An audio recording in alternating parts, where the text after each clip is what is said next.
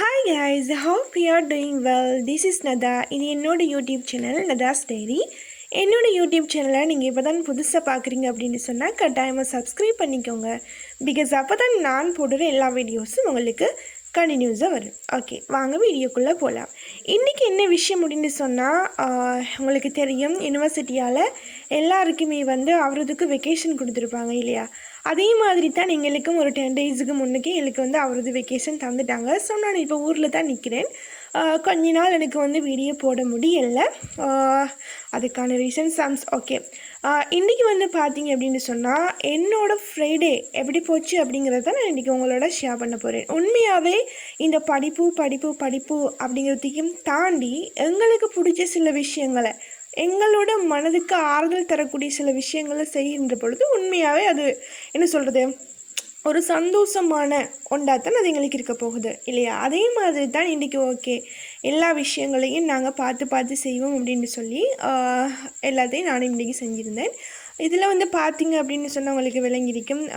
உம்மா ஃப்ரைடேக்கு தேவையான எல்லா வெஜிடபிள்ஸும் கட் பண்ணி சொல்லி கேட்டிருந்தாங்க. ஸோ அவங்களுக்கு தேவையான சின்ன சின்ன ஹெல்ப் எல்லாம் பண்ணியிருந்தேன். அவங்க அச்சாறு, அடுத்தது ஊறுகாய், இப்படியான விஷயங்கள் எல்லாம் அடிக்கடி போட்டுக்கொள்ளுவாங்க. ஸோ அதுக்கான வெஜிடபிள்ஸ் தான் இன்றைக்கி கட் பண்ணியிருந்தேன்.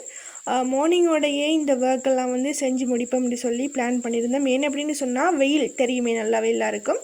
வெயில் அப்படிங்கிறதுனால லேட் ஆகினா உண்மையாகவே அவ்வளோ கஷ்டமாக இருக்கும் வேலைகள் எல்லாத்தையுமே செய்கிறதுக்கு. ஸோ மார்னிங்கோட எல்லாத்தையும் நாங்கள் செஞ்சு வச்சுட்டோம் அப்படின்னு சொன்னால் கொஞ்சம் லேட் ஆகிற நேரம் கொஞ்சமே செய்யலும், கொஞ்சம் ரெஸ்ட் எடுத்துக்கொள்ளலும் அப்படிங்கிறது தான் இன்றைக்கான பிளானாக இருந்துச்சு. அதுக்கு பிறகு தான் நாங்கள் சமையலுக்கு தேவையான எல்லா விஷயங்களையும் பார்த்துருந்தோம்.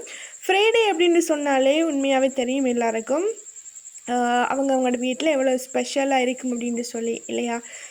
உண்மையாக முஸ்லீம்ஸை பொறுத்த வரைக்கும் அவங்களோட ஃப்ரைடே கொஞ்சம் ஸ்பெஷலாக இருக்கும் அப்படிங்கிறதுனால எல்லாரோட வீட்லேயும் பொதுவாக பிரியாணி செஞ்சுருப்பாங்க. ஸோ அதே மாதிரி தான் இன்றைக்கி நாங்களும் செஞ்சுருந்தோம்.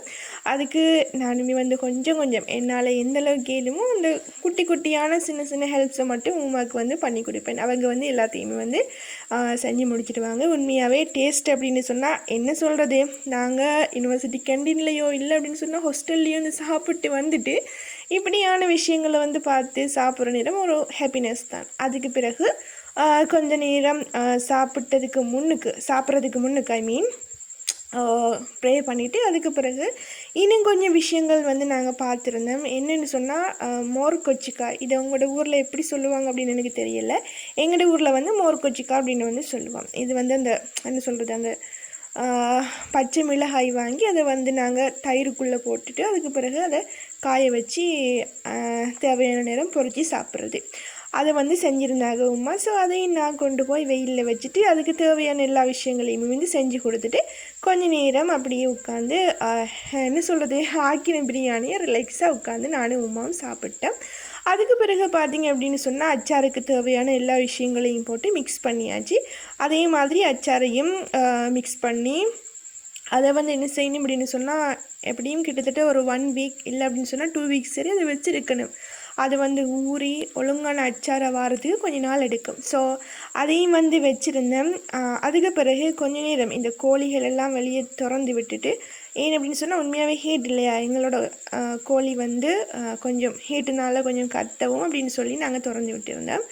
அதுக்கு பிறகு ஊறுகாய்க்கு தேவையான தேசிக்காயெல்லாம் உமா வெட்டி வச்சுருந்தாங்க. ஸோ அதையும் கொஞ்ச நேரம் குலுக்கி அதெல்லாம் கட்டி வச்சுட்டு அதுக்கு பிறகு நான் கொஞ்சம் ஃபோன் ஸ்க்ரோல் பண்ணிகிட்டு இருந்தேன். நீ எப்படின்னு சொன்னால் நாளைக்கு பார்த்திங்க அப்படின்னு சொன்னால் சாட்டர்டே இல்லையா, நாளைக்கு பார்த்திங்க அப்படின்னு சொன்னால் ஒரு வெட்டிங் ஒன்று இருந்துச்சு எங்களோட பெட்ச்மேட் ஒன்றோட, ஸ்கூல் மேட் ஒன்றோட. ஸோ அதுக்கு போகணும் அப்படின்னு பிளான் பண்ணியிருந்ததுனால ஒரு சிம்பிளாக ஒரு மெஹந்தி டிசைன் ஒன்று போடுவோம் அப்படின்னு சொல்லி இந்த ஒரு வைரலான ஒரு லோட்டஸ் மெஹந்தி டிசைன் ஒன்று தான் ட்ரை பண்ணியிருந்தேன். அது எனக்கு எப்படி போடுறது அப்படிங்கிறதெல்லாம் என்ன சொல்கிறது, ஒரு பர்ஃபெக்டான ஒரு ஹென்னா ஆர்டிஸ்ட் இல்லை நான். ஸோ எனக்கு தெரிஞ்ச அளவுக்கு வச்சு போட்டிருந்தேன்.